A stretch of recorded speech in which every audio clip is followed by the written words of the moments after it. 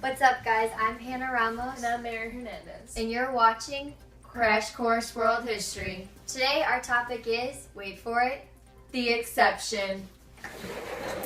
In central China during the early 13th century, they created one of the biggest and most famous empire in all of history, and other empires decided to follow.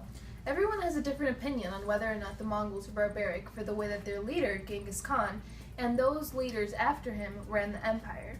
He just wanted to have the most disciplined and effective empire out there. You know what would be a cool idea? What? If people did a trial on whether or not Genghis Khan was a civilized leader or not. The Mongols on their conquest of both North and South China did a great amount of damage to the areas around them, which led to many deaths. The population of North China did decline somewhat due to this. Genghis was the ruler of the Mongols and took over places such as China, Korea, parts of Vietnam, Thailand, and Russia. Genghis put his enemies into different units and set up his own people to watch over them. Genghis created a legal code which included different concepts of obedience, religion, and trade, which helped them create their nomadic way of life. The Mongols were indeed nomadic. Being nomadic meant they were a group of people who wouldn't stay in one particular spot for too long. The Mongols were nomadic because they kept on wanting to expand their empire. They wanted to show up to an area, take it under a Mongolian rule, and move on to the next land, expanding their power all across China. Genghis would leave the Mongols to take over empires and dynasties like the Khwarezmian Empire, Western Xia, and the Jin dynasties. These campaigns would sometimes result in the killing of the civilian population. The Mongol Empire occupied a substantial portion of Central Asia and China. The Mongols had their own language called square script. During the time of their rule, theater and painting also flourished throughout the entire empire. The Mongols had a tradition that they would do on the birthdays of the leaders and the patrons. Some of these traditions included hunting and dressing up in costumes. They found a various amount of new advances during their time of rule.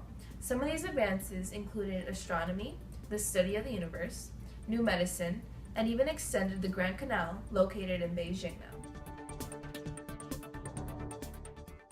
Mongolians thought of China as one huge section of their large empire, and they split them up into the population hierarchy, in which consisted of 4 groups. The native Chinese were at the bottom while the Mongols were on top.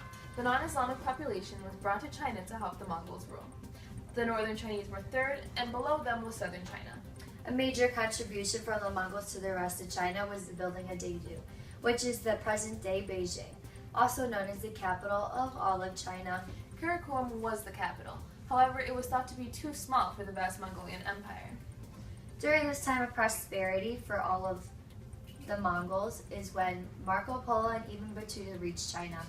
Yes, Marco Polo was a merchant from Italy, who later went back to Europe to spread his tales. He was one of the Khan's favorites due to his strong interest in them. Ibn was an explorer from Morocco, who also traveled to China, and he also witnessed Mongolian rule. Which reminds me, is it time for the open letter? Indeed it is. Check it out. Catch you on the flip side.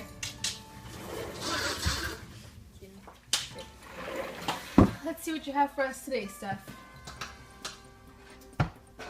Why is there an umbrella or a sword in there? Like, I don't get it. Are we fighting to our death or something? Because if we are, I definitely call the sword. No, I don't think that's it. I think I remember reading once that it was Genghis' mission given by the gods that he should either unite the world under his sword or his shamanic umbrella. Oh, so like a shamanic umbrella is a term used to describe different practices and beliefs that have to do with divination, spirit communication, and magic and cool stuff like that? Yeah, so he could do that or unite the world under his sword. Oh, I get it. So we're not fighting to our death because we definitely can. No. We're not doing that, no. Mongolia was a mediocrity nation. In other words, there was a whole bunch of people who were educated and skilled, who had all the power in the world. Mongolian women had the right to own property and to divorce. Later on, they could even get an education. They played an important role in the economy because they took care of the families and the animals, which was crucial in a nomadic lifestyle.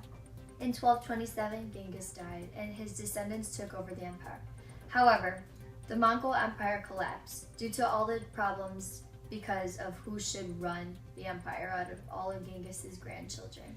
Before it collapsed, Kublai Khan's descendant of Genghis separated the empire into four cantons to try to reunite the whole empire. The first one was the Empire of the Great Khan. Second was the Golden Horde. Third was the Chagatai Khanate. And last but not least, the Ilkhanate.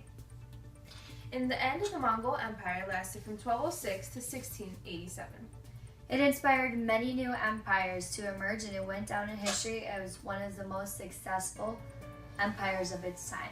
That's all we have for this episode of Crash Course World History. And on our next episode, we have how to not procrastinate on summer homework. Stay classy, guys.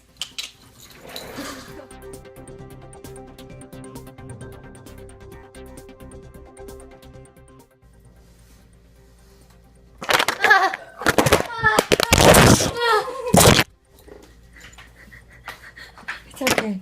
It's okay. Okay. Hop, hop, jump in. Come on, let's go. Okay, Okay. go. On our next episode, it will be a little bit different on how to cut.